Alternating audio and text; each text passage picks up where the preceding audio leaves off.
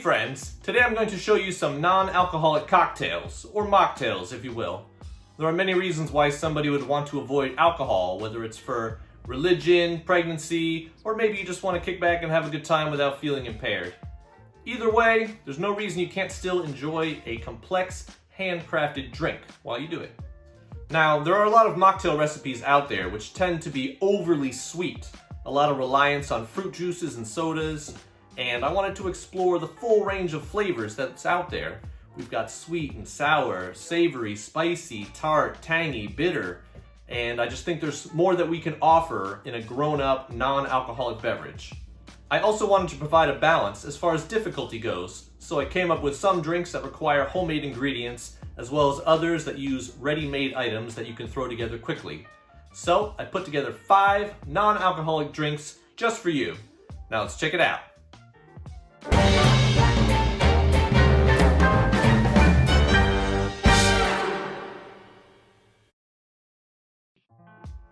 The first drink I'm going to make is a Switchel Sour. In a quart-sized mason jar, add 4 ounces of honey, followed by 4 ounces of apple cider vinegar. Then we're going to add in a good pinch of sea salt. Next, you want to slice up about 2 inches of fresh ginger. Add it to the jar, and then shake to dissolve up the honey. Then slice 3 lemons into very thin slices. This is the basic recipe, but today I'm going to add a handful of fresh raspberries. Top it up with fresh water, and then store it in the refrigerator. Give it a couple of days for the flavors to blend. Then we're ready to make our drink. Combine 1 ounce of the prepared Switchel with 1.5 ounces of fruit juice, such as cranberry juice cocktail.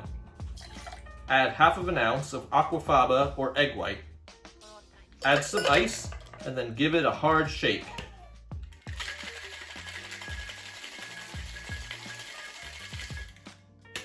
Then we'll get our serving glass ready and double strain to maintain the smooth, silky texture. The resulting drink has a beautiful color with a soft, foamy top that tastes a bit like raspberry sorbet. Very nice.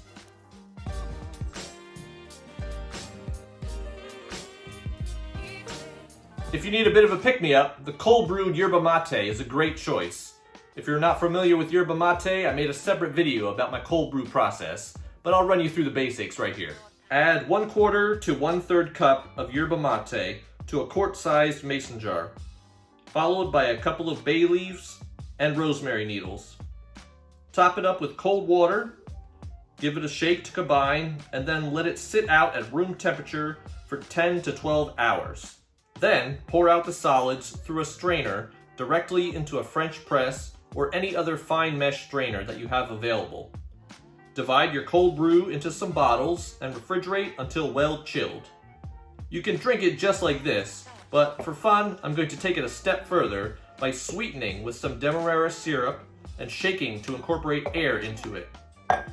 Pour the cold mate into a shaker along with your sweetener to taste. I'm using 3/4 ounce of 1:1 demerara syrup. Since it's already chilled, I'm going to give it a good dry shake without ice and then pour it into a tall serving glass. The mate naturally creates a nice frothy head that makes it look a bit like a beer, but only you will know the difference. If you've never tasted yerba mate, it's like a funky, musky green tea. Since this herb is a natural stimulant, it makes a great cocktail to keep you going as well. The next drink that we're going to make is a spritz style. Think along the lines of an Aperol spritz. You know, Italians love their bitter drinks, especially when served as an aperitif to get your appetite going.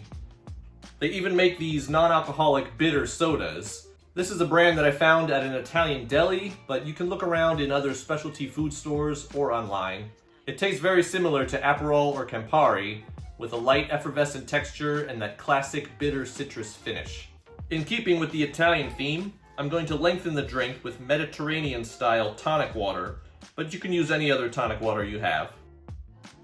All we need to do is fill a large glass with ice, add the red bitter soda, and top it up to taste with the tonic. For garnish, the classic orange wedge.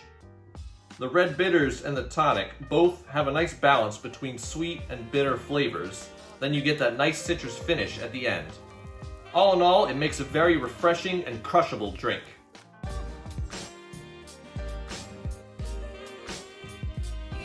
Next up, we're going to do a ginger mule, but we're going to play up more of the savory flavors.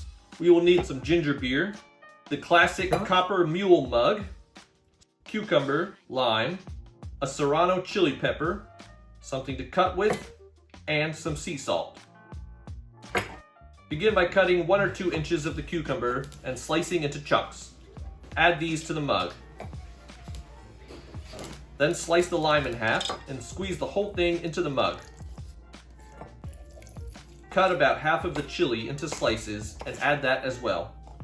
Add a pinch of salt to taste. Then with a muddler, give it all a good bashing to bring out the flavors and incorporate the lime and salt together.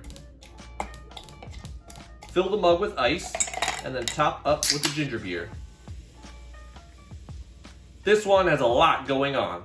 The ginger marries the vegetal flavors together, while the salt brings the cucumber forward without being lost in the sweetness of the ginger beer. You can also adjust the amount of chili you like as well, but I enjoy the tingling sensation. For a fifth and final drink, I'm going to do a riff of a cold fashioned, which is an old fashioned made using cold brew coffee or coffee liqueur. In place of those barrel complexities that would have come from the whiskey, I'm going to employ some smoke using hickory wood chips. So, we're going to need our smoking cloche, an old-fashioned glass, some cold brew coffee, and real maple syrup. Add a large cube of ice to the glass, followed by a ½ ounce of the maple syrup and 2 ounces of the cold brew.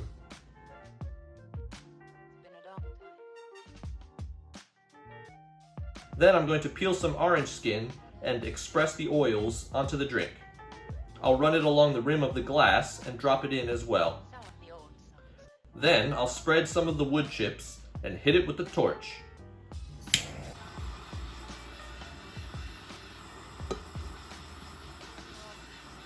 Using the cloche, I'll trap the smoke inside and let it circle around the drink for about 30 to 60 seconds.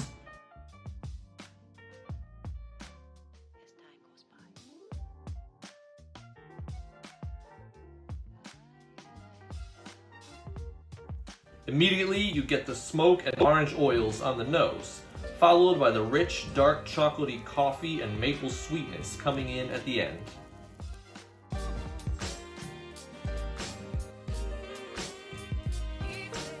So, there you have 5 cocktails that you can make without alcohol, without sacrificing on flavor or complexity. Whatever your reason is for choosing temperance, these drinks won't steer you wrong. Have a happy dry January, or whatever month you happen to see this video. Cheers.